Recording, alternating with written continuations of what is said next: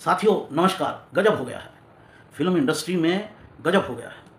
एक तरफ जो फिल्म इंडस्ट्री के रूलिंग लोग हैं वो हैं और दूसरी तरफ जनता है। जनता और रूलिंग पार्टी ऑफ बॉलीवुड दोनों में ठन गई है कि ब्रह्मास्त्र को लेकर देखते हैं कि इस बार कौन जीतता है, पब्लिक जीतती है या जो रूलिंग पार्टी ऑफ बॉलीवुड है यानी करण जौहर, आमिर खान, शाहरुख खान और इस तरह के जो रणबीर कपूर, इस तरह का जो एंटी हिंदू इकोसिस्टम है उसने ठान ली है कि इस बार ब्रह्मास्त्र को लेकर जनता को सफल नहीं होने देना है।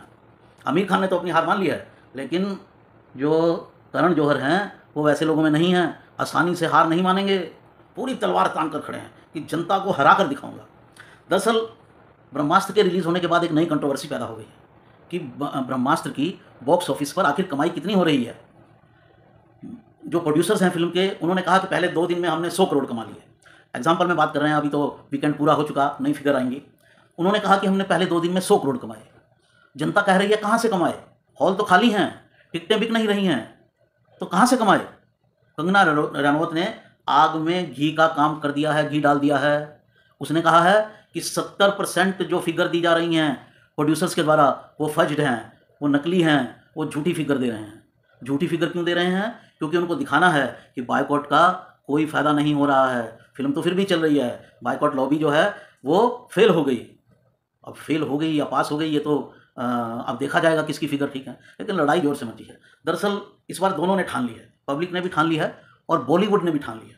बॉलीवुड की एक रूलिंग क्लास है जिसमें करण जौहर, जो भी रूलिंग लोग हैं, चोपड़ा और करण जौहर और तीनों खान्स जो हैं, शाहरुख खान, सलमान खान, सैफ अली खान जैसे, इन सब ये पूरी लॉबी आती है, कपूर फैमिली, रणबीर कपूर वगैरह, ये जो रूलिंग क्लास है जो नहीं चाहते कि कोई बाहर का आदमी इसमें आए और बॉलीवुड में नरेटिव वो चले जो हम चलाएं।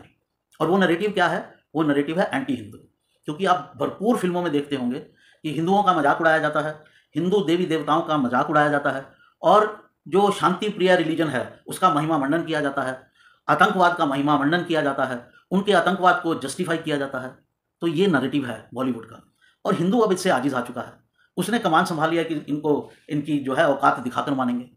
2 फिल्में तो उन्होंने ज़बरदस्त फेल कर दी। आमिर खान की लाल सिंह चड्ढा और लाइगर, वो भी करण जौहर की थी लेकिन उसमें भी बहुत अकड़ रहे थे उसके जो हीरो थे।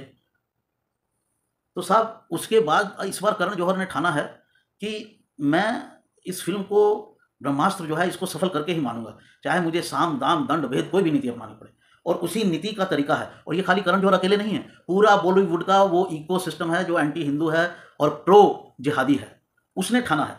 क्योंकि अगर इसी तरह से चलता रहा तो ये पूरा नैरेटिव चेंज हो जाएगा। या तो इनको चेंज करना पड़ेगा अपने आप को, और अगर अपने आप को ये चेंज नहीं करेंगे तो इनकी फिल्में नहीं बिकेंगी, पैसा नहीं आएगा। और इस पैसे का कनेक्शन जो है वो जिहाद से भी है। पाकिस्तान की आईएसआई इससे जुड़ी हुई है और वो किस तरह से इंटरनेशनल राइट्स लेकर यहाँ से पैसा बनाती है बॉलीवुड की फिल्मों से और उससे भारत में जिहाद फैलाती है, ये एक अलग स्टोरी है। तो साहब दोनों में ठन गई है। और जो बड़ा नेटवर्क है, जो बड़ा बॉलीवुड का एग्जिस्टिंग नेटवर्क है जिसकी रूलिंग चलती है, जो रूलिंग पार्टी ऑफ बॉलीवुड है, वो इस बार जनता के सामने है और जनता से भिड़ी हुई है किसी भी कीमत पर यह दिखाने के लिए कि ब्रह्मास्त्र को हमने सफल करना है। इसमें कुछ 100 करोड़ लग जाते हैं तो लग जाएं, और हमको उसकी टिकटें फेक खरीदनी है और फेक टिकटें खरीदकर इसको सफल दिखाना है। एक झूठा एक महिमा मंडन क्रिएट करना है ताकि जनता डिमोरलाइज हो जाए। शायद बॉलीवुड वाले जानते नहीं हैं कि जनता को जनार्दन कहा जाता है, यानी भगवान का रूप कहा जाता है। वो अड़ जाए तो बड़े बड़े हिल जाते हैं। अब बॉलीवुड की रूलिंग पार्टी नरेंद्र मोदी से बड़ी पॉलिटिशियन तो है नहीं। जनता ने 2 आंदोलन किए और मोदी जी को दोनों बार कदम पीछे खींचने पड़े और बॉलीवुड उसी जनता से भिड़ने की कोशिश कर रहा है। किसानों के आंदोलन, 2.5 राज्यों का आंदोलन था। हिंदुस्तान में 35 के करीब राज्य हैं, स्टेट्स और यूनियन टेरिटरी मिलाकर, उसमें 2.5 राज्यों के किसानों ने आंदोलन किया।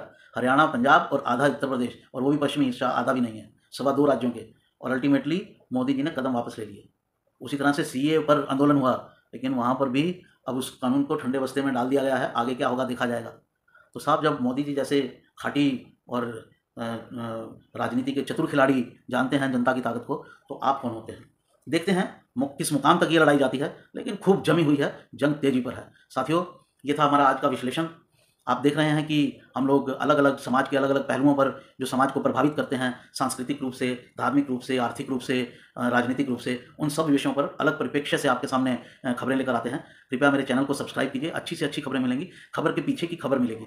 और साथ में हमारे जो हिंदू एकता के ग्रुप हैं, उग्र रुद्र हिंदू, उसके साथ भी जुड़िए। डिस्क्रिप्शन में आपको उसका लिंक मिल जाएगा। आप जुड़ेंगे तो हिंदू एकता आगे बढ़ेगी। अभी आप देख रहे हैं कि कैसे सनातनी बॉलीवुड को चुनौती दे रहे हैं। ये चुनौती राष्ट्रीय स्तर पर देनी है और हिंदुवी स्वराज कायम करना है। तो जुड़िए साथ में और इसमें अपना जोर लगाइए। जिसमें जितना दम है उतना लगाए, कोई खाली नहीं बैठे। 1% दम लगाएंगे तो भी 100 लोग मिलकर 100% हो जाएगा। और जिनके पास ज़्यादा जोर है, जो ज़्यादा ताकत से अपनी ताकत जो अपना दमखम लगा सकते हैं, वो अपनी पूरी ताकत दें। नमस्कार।